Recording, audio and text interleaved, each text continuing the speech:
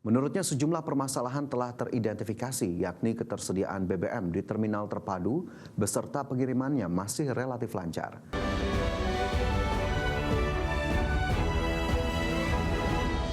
Kementerian Energi dan Sumber Daya Mineral buka suara perihal isu kelangkaan bahan bakar minyak di sejumlah daerah.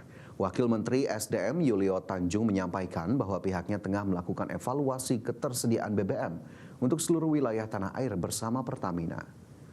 Menurutnya sejumlah permasalahan telah teridentifikasi, yakni ketersediaan BBM di terminal terpadu beserta pengirimannya masih relatif lancar. Namun demikian pihaknya telah menurunkan tim ke lapangan guna mengecek kendala pada distribusi BBM dari terminal terpadu ke stasiun pengisian bahan bakar umum di daerah-daerah yang mencakup hambatan transportasi. Sementara itu perihal berapa kawasan yang mengalami hal serupa, Yulio tak memberikan perincian, hanya mengiyakan bahwa kendala distribusi BBM terjadi di sejumlah daerah. Yulio lantas menegaskan bahwa ketersediaan stok BBM di tanah air saat ini dalam keadaan aman. Saya dari Kementerian SDM sudah minta Kepala BPH Migas untuk melakukan pengecekan bersama PT Pertamina. Jadi apa permasalahan yang ada di lapangan? Jadi ya kita sudah identifikasi yang pertama ketersediaan BBM di terminal terpadu. Ini pengiriman itu relatif lancar. Kemudian distribusi dari terminal terpadu ke SPBU ada hambatan transportasi atau bagaimana? Ya kita juga sudah turunkan tim ke lapangan. Jadi untuk ini ya kita akan selesaikan permasalahan ada antrian-antrian di SPBU di beberapa daerah. Stoknya aman, berapa daerah Pak sejauh ini? Per daerah. Pak, tapi stoknya aman Pak? Stok aman. Stok aman. Lebih dari cukup. Kementerian Sekretariat Negara memastikan kawasan eks-Hotel Sultan akan dimanfaatkan secara lebih maksimal untuk meningkatkan penerimaan negara.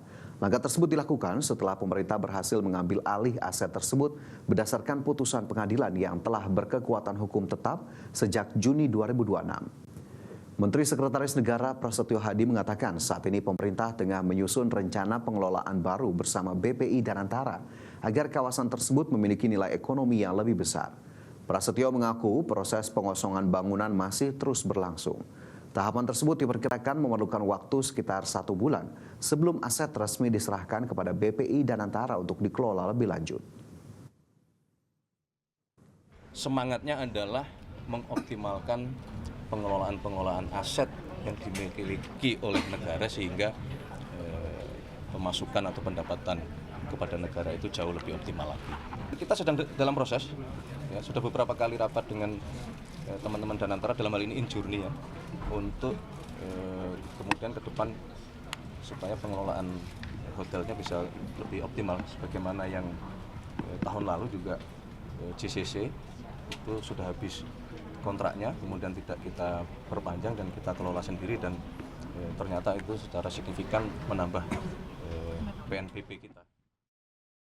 Badan Pengawas Obat dan Makanan memastikan akan mempermudah proses perizinan bagi pelaku usaha mikro, kecil, dan menengah agar produknya dapat dipasarkan melalui Koperasi Desa Merah Putih. Kepala BPOM Taruna Ikrar mengatakan langkah tersebut merupakan bagian dari dukungan lembaganya terhadap pelaksanaan program Kopdes Merah Putih yang menjadi salah satu program prioritas pemerintah. Menurutnya BPOM tetap akan menjaga standar keamanan dan mutu produk meski proses perizinan dipercepat.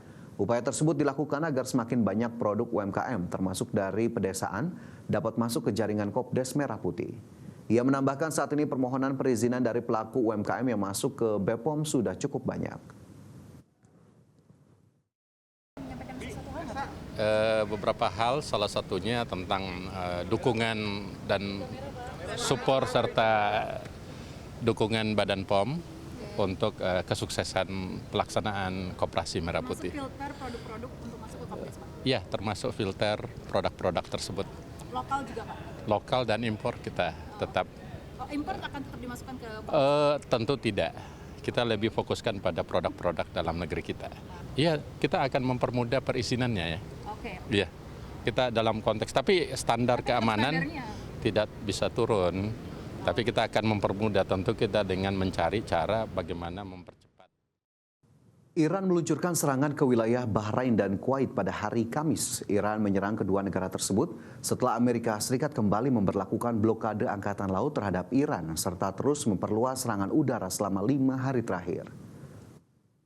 Dalam pernyataan yang disiarkan media pemerintah Iran, pihak militer menyebut serangan ini menargetkan sistem radar, sistem pertahanan udara Patriot, serta tangki bahan bakar milik Amerika Serikat yang berada di pangkalan udara Ali Al-Salem, Kuwait. Dan dalam gelombang serangan terpisah, Iran mengatakan drone mereka menyerang sistem komunikasi dan radar milik pasukan Amerika Serikat di pangkalan Sheikh Isa, Bahrain. Selain mengguncang perjanjian damai sementara yang sebelumnya disepakati, eskalasi terbaru ini juga menambah kekhawatiran akan meluasnya konflik menjadi perang regional di kawasan Teluk.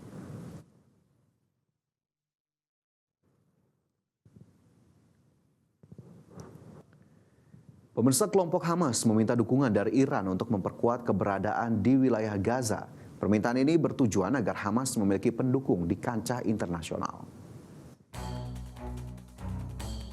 Kelompok perjuangan asal Palestina Hamas disebut ingin meminta tambahan dana dan dukungan diplomatik dari Iran. Kabar tersebut mencuat pada Selasa lalu usai seorang pejabat tinggi Hamas memasukkan Iran ke dalam daftar negara yang akan dimintai tambahan dana dan dukungan diplomatik. Permintaan ini bertujuan untuk memperkuat keberadaan Hamas di wilayah Gaza. Hal itu karena belakangan ini Hamas didesak oleh berbagai pihak untuk melucuti senjata dan segera meninggalkan Gaza. Salah satu pihak yang paling vokal menyerukan desakan itu adalah Amerika Serikat. Untuk meminta tambahan dana dan dukungan diplomatik, delegasi Hamas dikabarkan sudah berkunjung ke Iran pada 4 Juli lalu. Kala itu delegasi Hamas bertemu dengan sejumlah pejabat tinggi Iran, termasuk Menteri Luar Negeri Iran Abbas Araghchi dan Ketua Parlemen Iran Muhammad Baghir Ghalibaf. Dalam kesempatan tersebut, delegasi Hamas meminta Iran untuk menjadi jaring pengaman diplomatik. Permintaan ini bertujuan agar Hamas memiliki pendukung di kancah internasional jika ada yang menyalahkan mereka soal serangan di Gaza.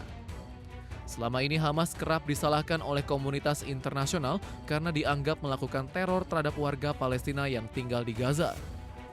Selain itu, delegasi Hamas juga meminta Iran untuk menyerukan penolakan perlucutan senjata mereka kepada komunitas internasional. Berbagai sumber IDX Channel.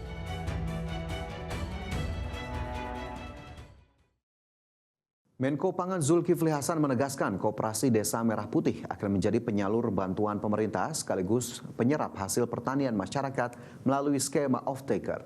Program ini ditargetkan dapat memperkuat ekonomi desa dengan puluhan ribu koperasi yang segera beroperasi di seluruh Indonesia. Menteri Koordinator Bidang Pangan Zulkifli Hasan memastikan peran Koperasi Desa Merah Putih sebagai pusat penyaluran berbagai program bantuan pemerintah sekaligus penyerap hasil pertanian masyarakat desa. Selain menjadi sarana penyaluran bantuan pemerintah, Menko Pangan menjelaskan bahwa KDMP juga berperan sebagai off-taker atau menyerap hasil produksi pertanian masyarakat. Menurutnya, peran tersebut menjadi penting terutama ketika harga komoditas pertanian berada di bawah harga yang telah ditetapkan pemerintah. Zulhas juga menegaskan Koperasi Desa Merah Putih bukan toko retail modern atau supermarket. Satu, apa itu? Infrastruktur apa? Untuk menyampaikan barang-barang yang bantu sosial, kemudian barang-barang subsidi, semua nanti melalui Koperasi Desa Merah Putih. Tadi diputuskan sudah. Kedua, koperasi itu nanti dia akan menjadi off-taker. Kalau harga yang sudah ditetapkan oleh pemerintah seperti gabah masih di bawah harga pasar. Pemerintah tengah mempercepat realisasi program Koperasi Desa Merah Putih sebagai pilar ekonomi kerakyatan dan penyalur bantuan atau barang subsidi. Sebanyak 83.000 badan hukum telah rampung dengan target belasan hingga puluhan ribu unit bersiap beroperasi di seluruh Indonesia. Tim Liputan IDX Channel.